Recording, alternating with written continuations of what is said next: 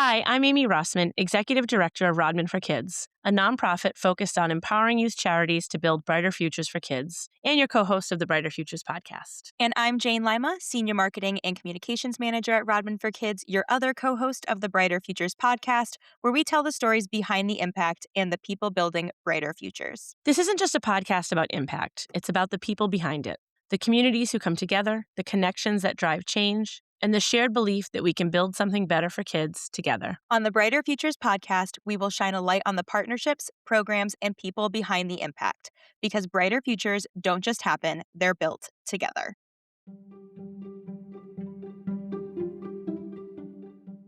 All right, so we are back for season 2. I'm so excited.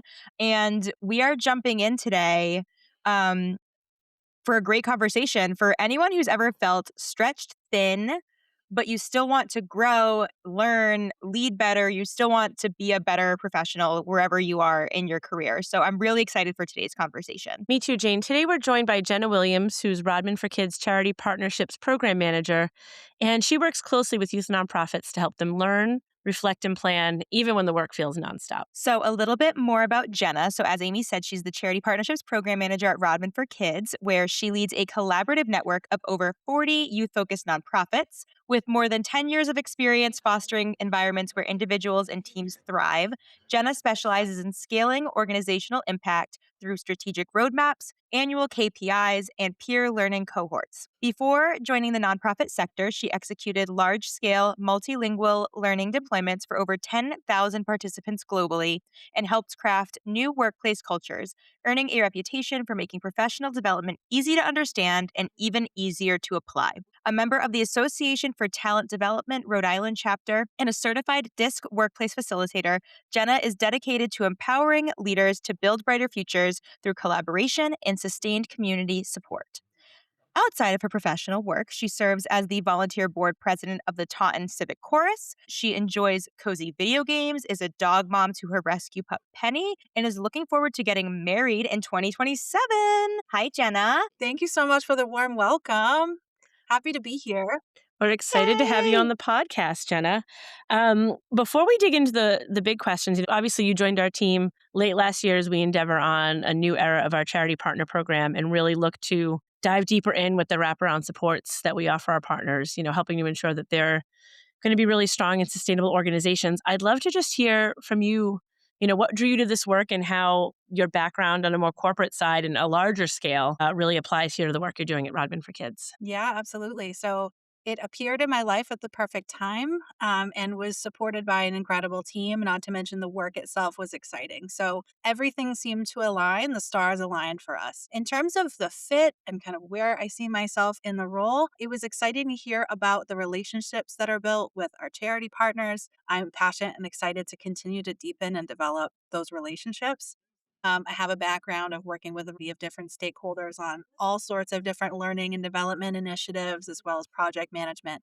So that felt like an exciting opportunity. In addition to that, the professional development component is in my wheelhouse. So I'm excited to come in and learn more about what we offer in that peer-to-peer environment, how I can level that up, and support all of the cost-free fundraising through the ride.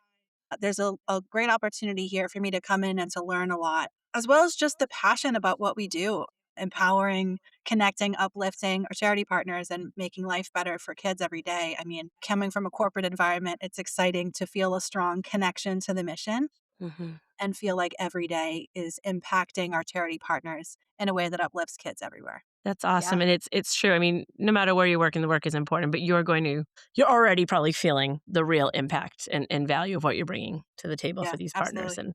And you get Yeah. to work with a lot of really wonderful people that more Honestly, than 40 some or passionate, strong, smart, innovative, engaging, caring.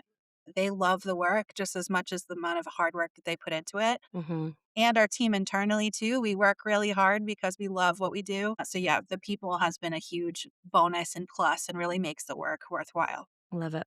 Yeah.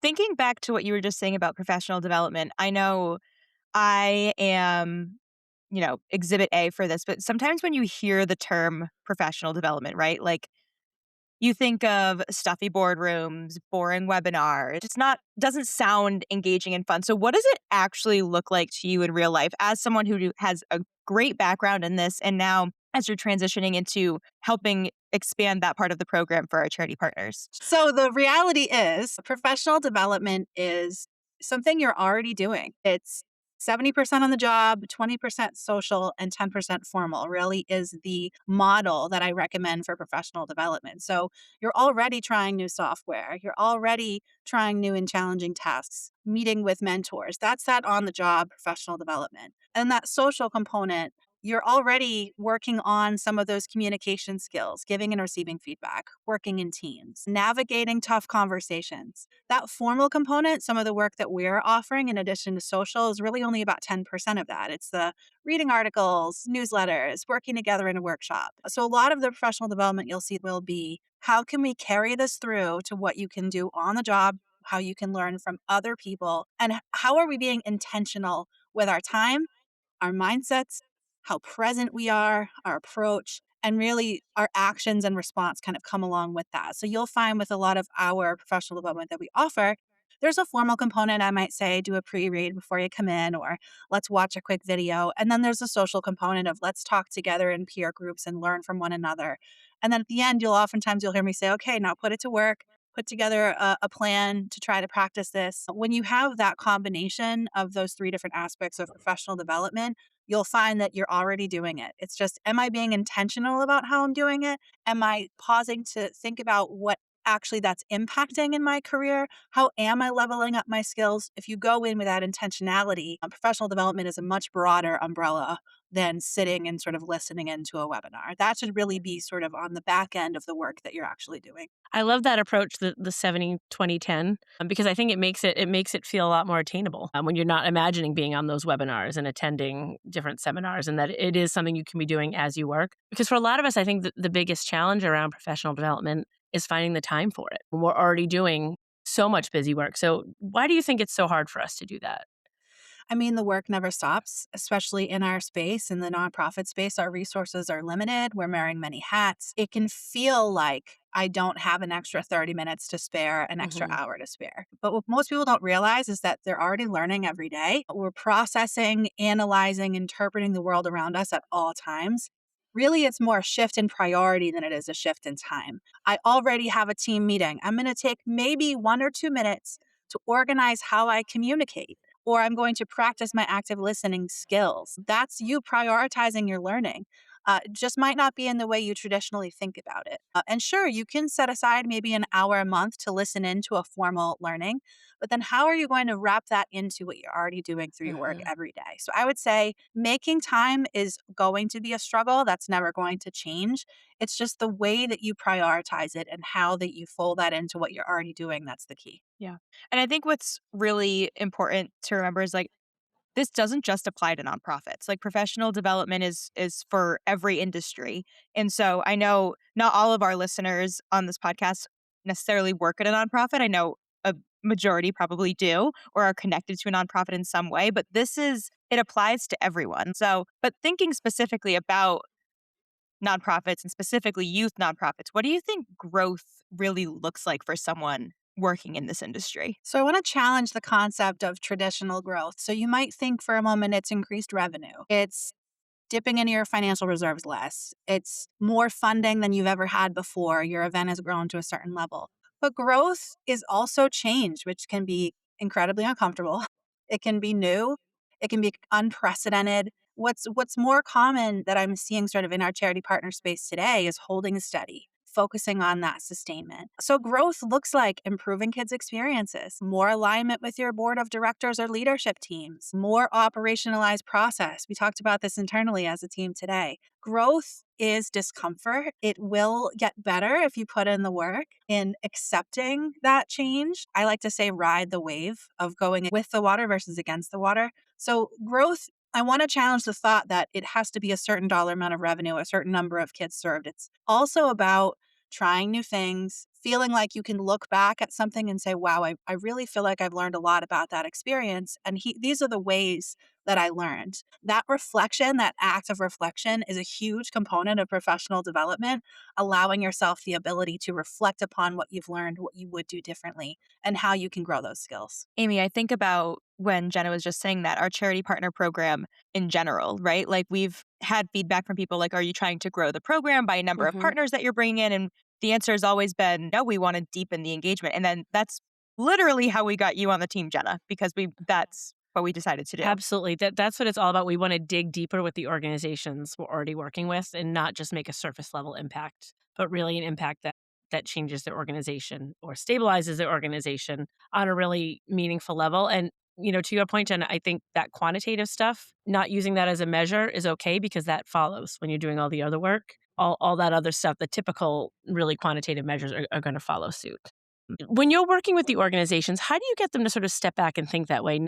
It's so easy to get wrapped up in the right now and what we need to be doing that's really urgent today. But how do you help them sort of step back from that and think about the long term and, where they're headed in 6 months or 3 years or 5 years down the line? Sure. Yeah. I would say a lot of them are already doing that. Mm. In our conversations where we're working on building annual roadmaps, a lot of them have a really solid plan in place for the next 3 to 5 years. It's about how can we clarify that? How can we make it measurable? How can we celebrate our success, move through our challenges? But for those that maybe have an idea or themes and they want to really make that more detailed, more actionable, it's often what times what I'll say is step back, zoom out, and visualize an ideal future. What does it look like? What are you doing? Who are the people around you? What is the Mhm. context? What challenges do you have? What opportunities do you have? So once we think about that ideal future, let's be realistic about the internal and external influences at play. Some of this might not even be feasible based on environmental conditions, governmental conditions, number of staff that you have internally. And then let's think about how can we be a smarty? How can we take a goal, make it specific, measurable, actionable, reasonable, timely, and I like to say smarty, inclusive. So are the right people in the room? Are you factoring in the opinions and feedback of the people that you serve? Who is missing from certain spaces? Do you have a diverse reflection of perspectives? And that way you can take a broad goal, make it objective, and then make it measurable. That's the format I typically always use is from broad to objective to measurable. I'm learning so much. I'm just learning so much. Like, I'm thinking even just like, again, I know that we're talking about nonprofit organizations and thinking about like our work balance, but I'm thinking like even personally, like just being able to visualize that ideal future, whether you're thinking about, your organization or if you're thinking about your own career path, like I'm thinking like, okay, like what would my ideal future look like as a marketer? Like, what do I want to see? What do I want Mhm. to see for Rodman for Kids? What do I want to see personally? It's just, yeah, I'm learning a lot. Anyway, one thing that you mentioned was talking about roadmaps. So, like, what is a roadmap? We've been talking about Mm, it a lot at Rodman for Kids. And I guess my question is not just what is a roadmap, but like, how is that different from like, is it like a rigid plan? Like, is it something, what differentiates that from goal setting or whatever it might be? Just what is a roadmap? sure. So a plan is about getting it done. A roadmap is about making it matter. That's the easiest way that I can describe that from a high level. When you think about a roadmap, physically visualize in your mind, maybe for a moment, what does that look like? We are traveling down a journey. There may be milestones along the way. We want to make sure we stop for gas. We fuel up. We take that pit stop. We may be heading in one direction and then need to change direction.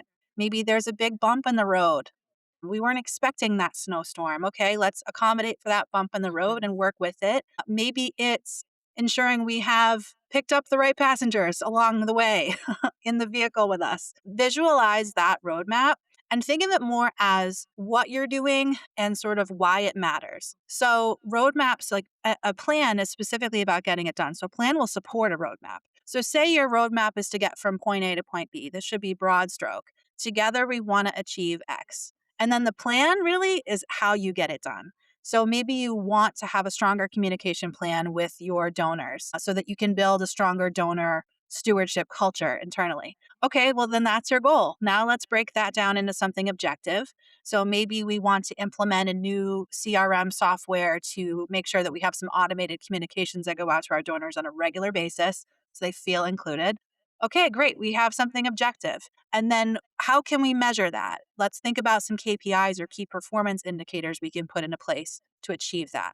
The roadmap, if we zoom all the way back out again, the roadmap, it matters because we're weaving in our donors. We have a plan that we put in place. But then how we get there is that winding road and we might have a bump in the road, we might have the pathway might change. So if you think of them more about making it matter versus getting it done, those are the biggest differences. Yeah, I really like that way of framing it, Jenna, because it makes me think about, when I think of it as a roadmap, that if you take a wrong turn or a left turn instead of a right turn, you can reroute. It doesn't mean you're completely off course and there's no turning back. Where with a plan, sometimes we think if we do one thing wrong or go off plan, that's it, we've failed and there's no way to get back on course. So when you look at it as a roadmap and this professional growth, how do we remind ourselves we're not doing it wrong when we go off course? Yeah, I think it's normal and natural to think that maybe we might be doing something wrong, but growth isn't perfection.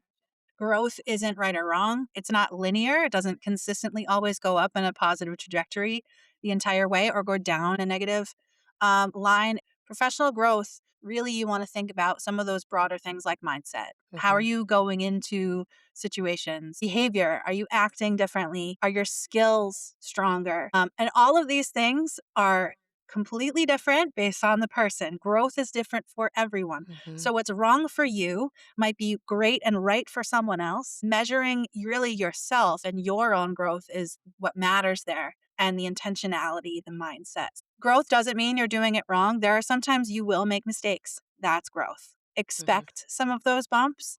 Be prepared for those. And when they happen, guess what? It's the best way to learn sometimes is by failing. Failing is something to embrace during your growth journey, as that's a great teacher in and of itself. We learn so much more from our mistakes and the things we get right. So much more. I think something that trips a lot of people up is just sort of getting stuck and not being able to take that next step, or a lot of times even the first step. How do you kind of work on that with our partners in particular, and getting them moving in the right direction? Sure. Just start.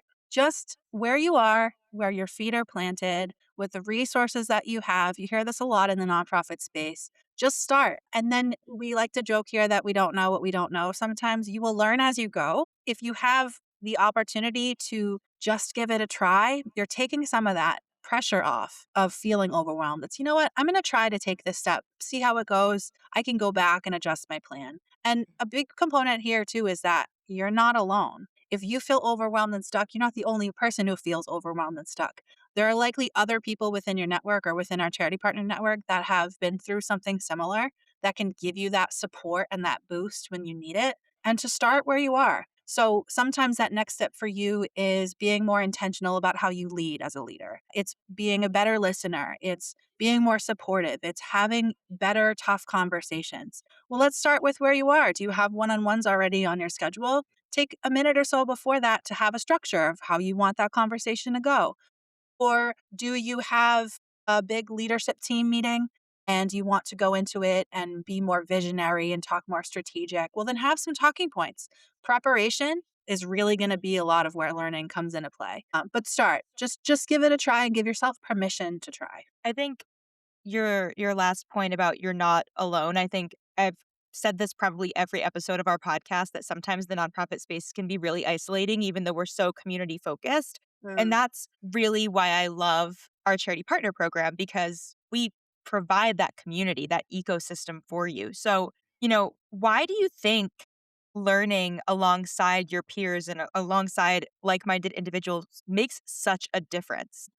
Sure. A couple things come to mind. First is that just as human beings, we need each other. We need a community. The power of a community to create a change, to solve diverse problems is so much more powerful than on your own. Whether it's your mission that you're looking to find other organizations with a similar mission, whether it's finding people with similar mindsets with totally different missions, similar challenges from like an operational revenue scale. There's a lot of people who can look at one situation and have 5 different ideas or suggestions for how to move that situation forward. Your idea might not be the best idea, but you ultimately need each other. You need those diverse perspectives. And it's proven on a peer to peer learning perspective that peer to peer learning enhances your creativity, it broadens your perspective, and really it shines a light on your blind spots. They might point something out that you didn't even realize. And what's exciting about our charity partner program is really you get as much out of it as you put into it. So you have access to all these other incredible, smart, hardworking people and resources and spaces for connection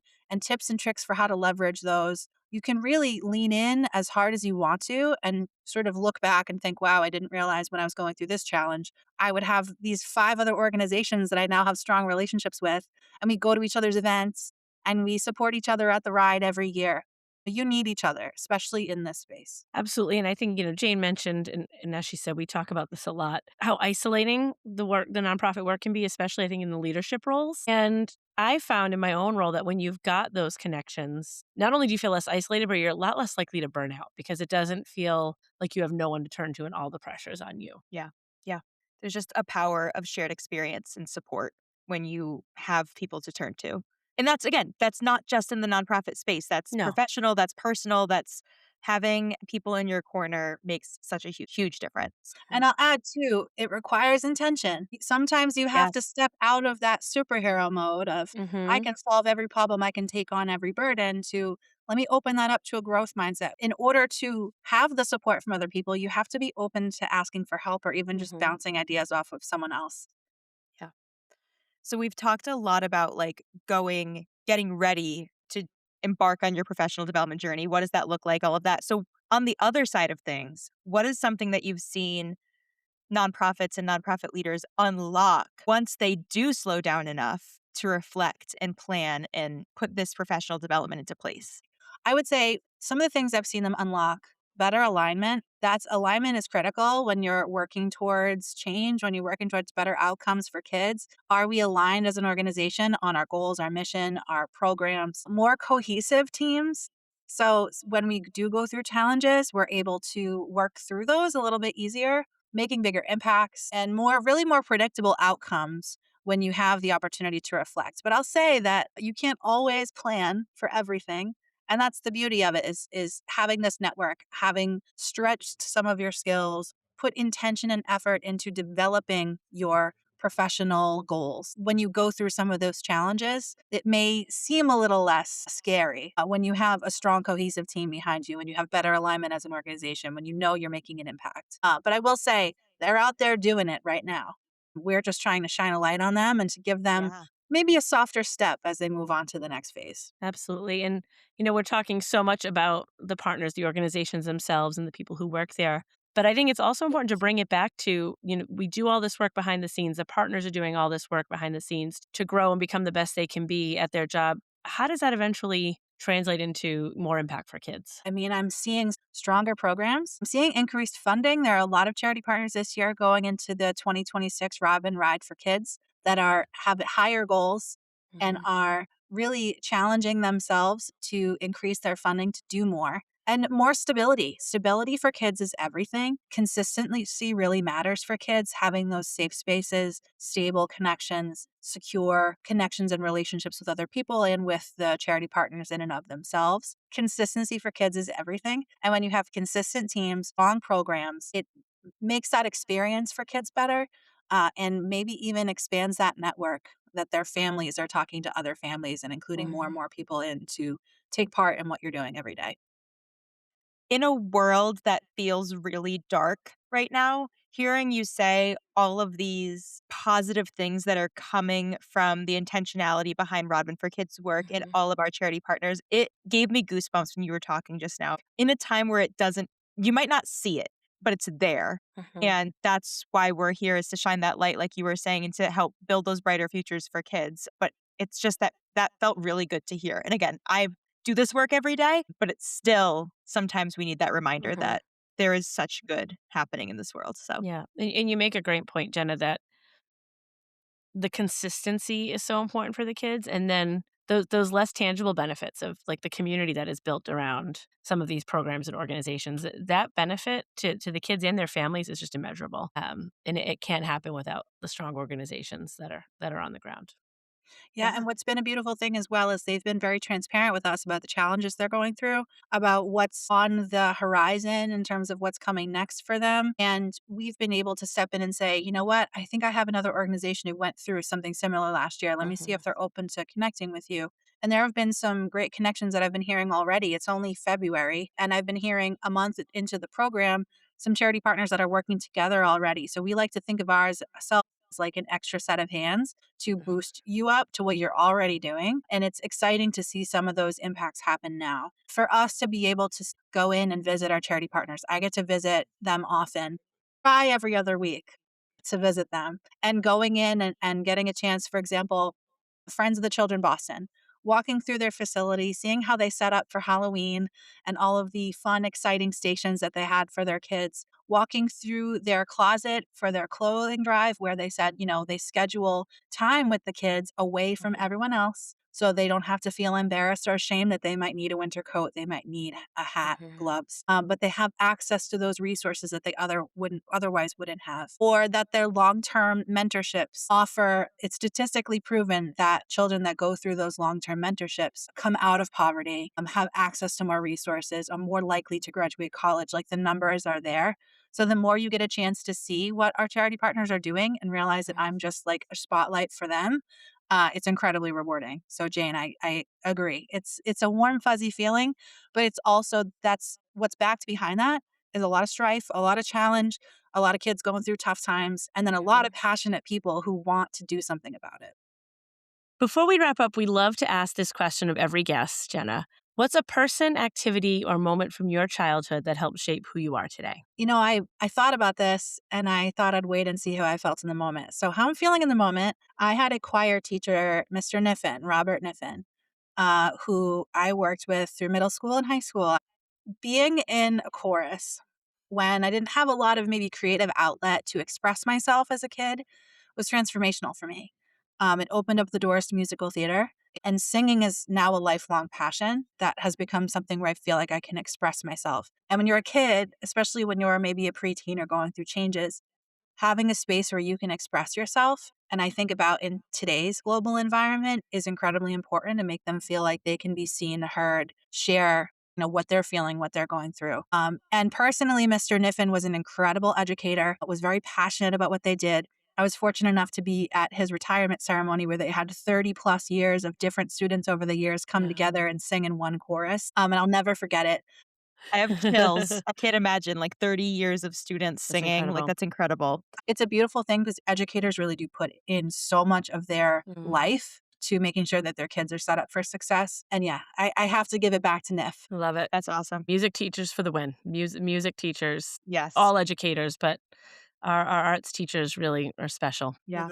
Mhm. That's actually a really great transition to our final question of the Mhm. podcast, which is a question that's kind of inspired by the kids at the heart of our work. But as you're sitting here talking about educators and teachers, Jenna, why do you think grown-ups still need teachers? Well, the secret is none of us know what we're doing. None of us. We True I don't. love it. story.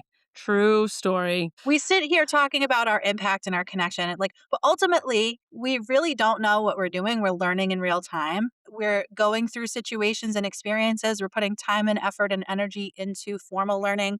We're in really trying to learn from each other in a social perspective, new skills on the job. But really, we're all teachers and we're all students. I learn something from all my colleagues. Every day I gather one thing I learned from one of my colleagues. And I hear it from others as well of oh, I never thought of it that way. Thank you. Mhm. So I know that I'm teaching them things as well. And even on a personal level, that's just life is going Mhm. through and learning. Like none of us really know what we're doing. So I think and I hope that kids also learn this as they grow up as well, is that you will continue to learn throughout every aspect and every phase of your life. So we need teachers at all phases. Even when we think as a grown up we know everything, we're responsible, we can handle every challenge.